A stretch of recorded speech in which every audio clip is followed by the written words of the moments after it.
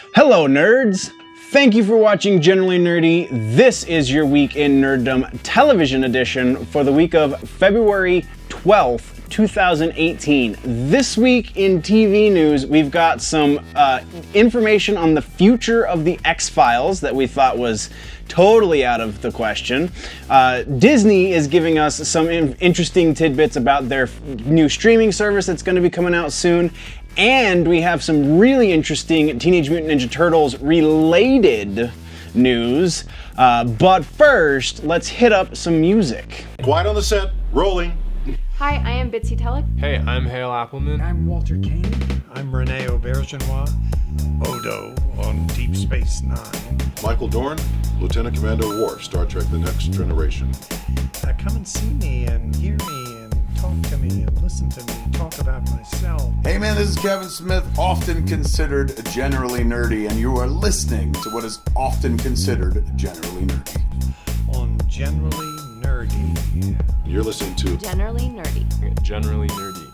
Generally nerdy. This week's episode is brought to you by patreon.com/generallynerdy. Jump over to the Patreon, you can become a contributor, you can add to this conversation. There will be a section once I start getting people who actually A, support the channel, and B, send the questions. This will be the portion where we talk about that stuff, where we talk about the things that you guys want to talk about. I know I always talk about making the comments down low, but sometimes the comments that get made aren't exactly things that are on the docket for the next week's episode. So if you become a contributor over at the Patreon, then I make those things part of the docket. So jump over to patreon.com/generallynerdy, become a contributor. If you jump on for $1, you get early access to all the videos. If you jump on for more than that, that's how you start to become a contributor. The first two tiers are really passive tiers. The top two tiers are the more active tiers. Those are the ones where we have these conversations. So patreon.com/generallynerdy is the place to do that. Jumping right in, we're talking about the X-Files. I don't think I've watched last week's episode yet. Not gonna lie. I haven't watched last week's episode yet, but we still have X-Files to talk about. So we can talk all the spoilers you want, because by the time this goes up, I'll have seen last week's episode. Anyway, so Chris Carter recently was talking about the potential future. Now, he's said before, and we talked about this last time it came up, he said before that if Jillian's not going to do it, then there's no X-Files. So if Skully can't be there, then why is Mulder there, is kind of was his mentality. Now, he was quoted as saying, and I'm going to read the quote directly, he says, "I don't know. I think that certainly the X-Files has more life in it. There's more stories to tell, with Jillian or without. I'm sorry to see her go. I've never actually considered doing the show without her, so is this the end?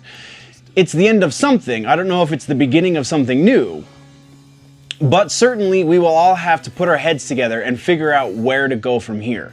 So he's leaving that door open now. Now that it's a reality, now that we really know that Jillian's not coming back, he's either got to own up to it and say, all right, then the show's over, or go, you know what, I thought she was going to stick on a lot longer, I have some stories to tell, and it seems like that's the route he's taking. So I don't know, I'm pretty excited about it, I'm not going to lie. That means that we potentially could get a lot more X-Files.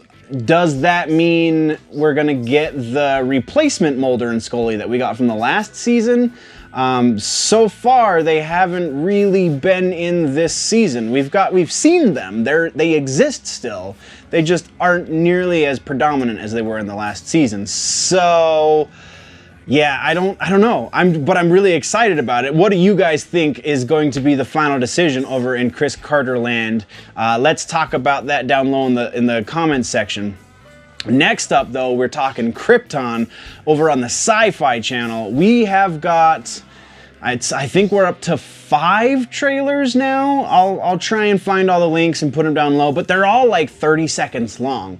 But it's working. So we're going to talk about trailers in the movies episode this week as well, because interesting things are happening with trailers these days. And these are all teaser trailers. So these are all really short trailers. And the purpose of a trailer is to get you interested in the thing that the trailer is about, right? The purpose of a movie trailer is to get you to go see a movie. Purpose of a trailer for a TV show is to get you to watch that TV show. I feel like the teaser trailers don't ruin anything. We don't get secrets. Like, for a long time in movie trailers, we were getting a lot of reveals in the trailer, so it was defeating the purpose of going to see the movie because the big twist at the end was ruined by the trailer. And with these teaser trailers, very specifically with these Krypton teaser trailers, I don't feel like they're really giving us anything aside from the fact that the House of Zod has a lot more power. We're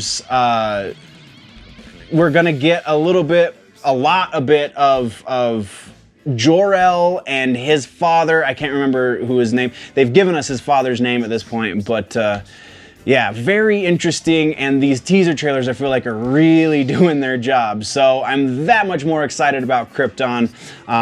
But that's all we've got. But next, we're moving into Harley Quinn. Everybody knows, if you've seen the TV episodes before, or even the movie episodes or the comic book episodes, I've talked about her in all of them. You know I'm not much of a Harley fan. I am gonna give this new animated series a shot because it deals with some of my favorite villains in the Batman universe in a more adult-oriented medium, because it's gonna be on FX or FXX, I can't remember, one of those two, and it's going to be geared towards an adult audience, not like there's going to be there's going to be foul language. They're villains, but it's not like they're going to be dropping F-bombs left and right, and it's not that kind of adult. It's just more mature. So we've got casting calls for a lot, and this is a big one, so I'm gonna try and breeze through it, but there's a lot of ground here, which these casting calls have given me a little bit more enthusiasm for the show. Hopefully Harley won't be ridiculously annoying and I'll be able to stomach it for a couple of seasons until it starts, or a couple episodes until it starts to grow on me, but who knows. So yeah, so the first one is Dr. Psycho.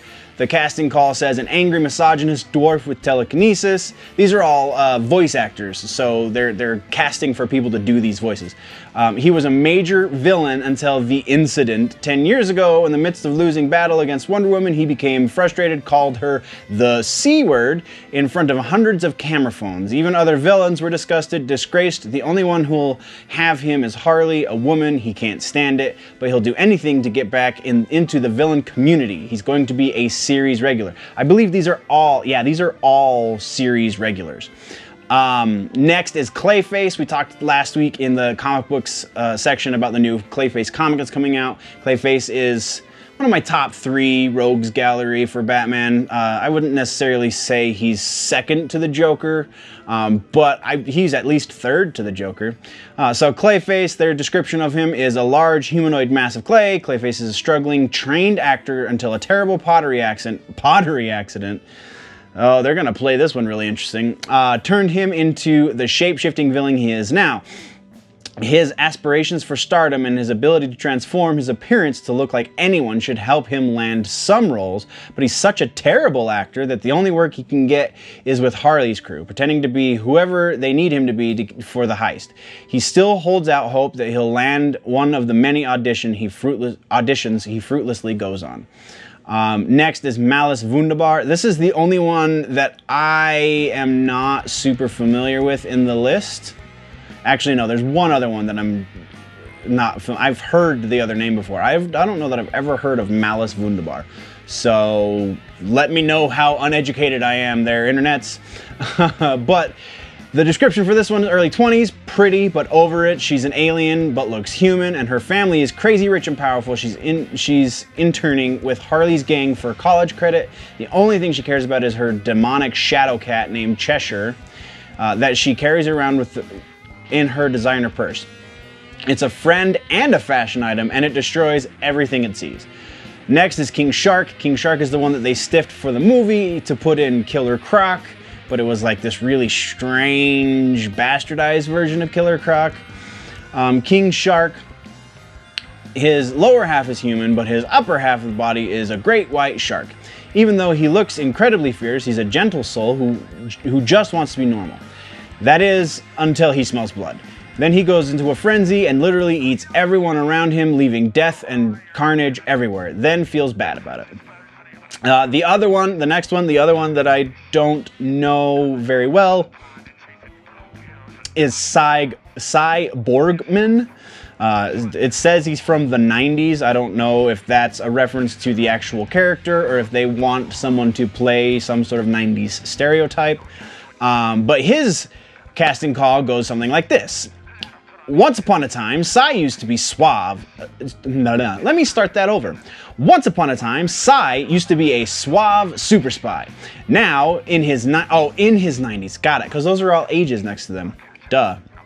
Now, in his 90s, he's a wheelchair user with most of his body replaced by creaky 50s era bionic parts. Crotchety, difficult, and longs to become relevant again. He's also Harley and Ivy's landlord and insists they take him on their heists so to get him back into the action, or else he won't repair the plumbing. This one has me a little concerned for the comedic elements. I don't know. I guess I don't have very high expectations, so my concern is kind of whatever.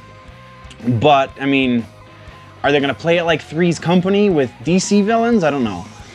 The next one is Dr. Pamela Isley. So if Poison Ivy is a doctor and Harley is a doctor, why are they roommates? Anyway, her casting call goes sarcastic and incredibly smart. Ivy is Harley's best friend and now roommate. Very much a loner, she prefers plants over people.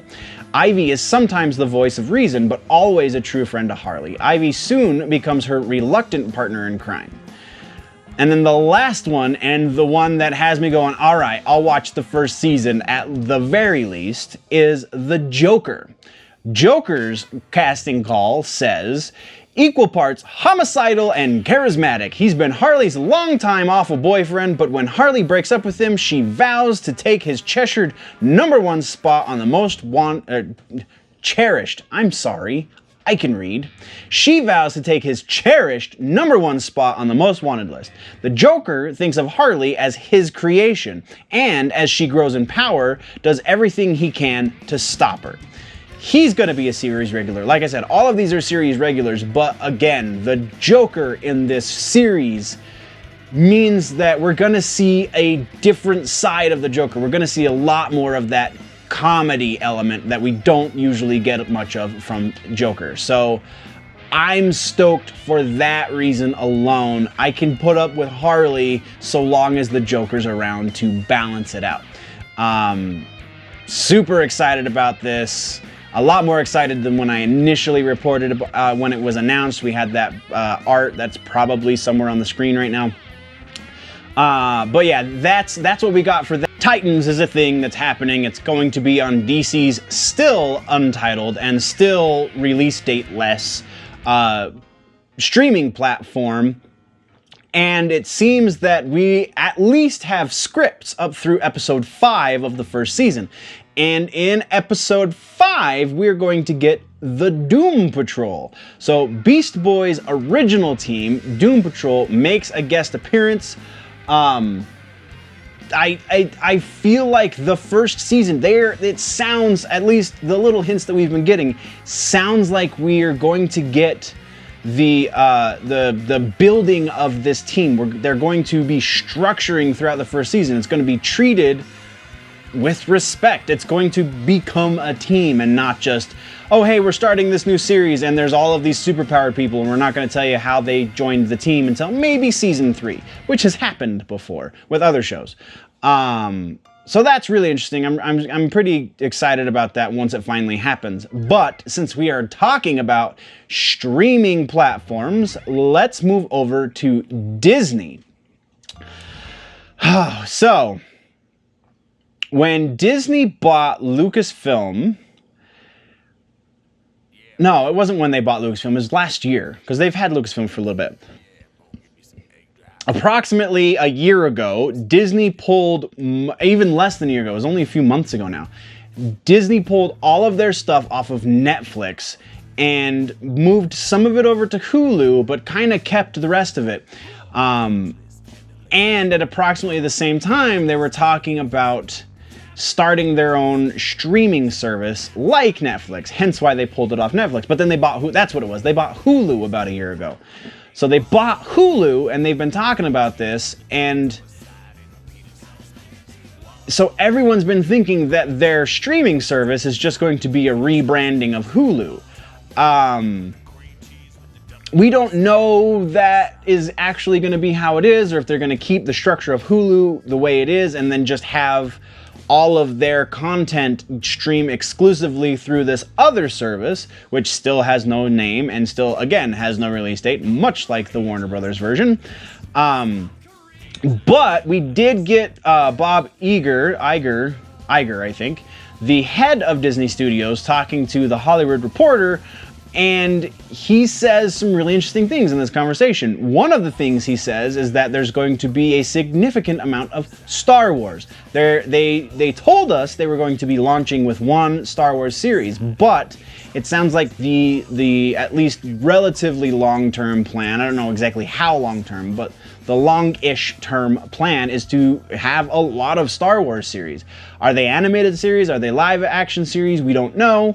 But we do have an inkling that some of the names that they're talking to be in, however that is, voice acted or live action acted, some of the names that they're talking to are weighty names. He alluded to the fact he couldn't use any of the names because none of the contracts have been signed, so that can't happen. They can't spoil the deal.